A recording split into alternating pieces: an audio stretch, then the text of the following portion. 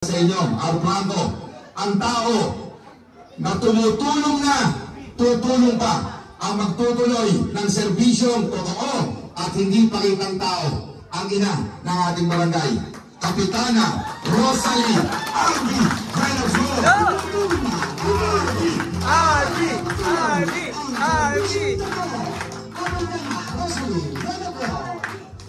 Magandang hapon po sa lulat. Parang wala na po akong sasabihin na sabi nila.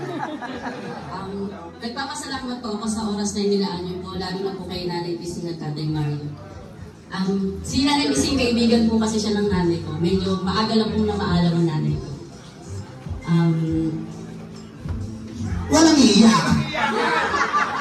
Thank you lang po kasi lagi po kaming nang-install po kayo nanay dito sa lugar na to. Saka sa mga taga-Ampang ko, nakita ko po sila ng birthday ko sabi ko, maglalagay na kami ng isa pa. Model 5 bawat street sa mga hindi po nakapunta. Kaya ito po yung ginagawa namin ngayon.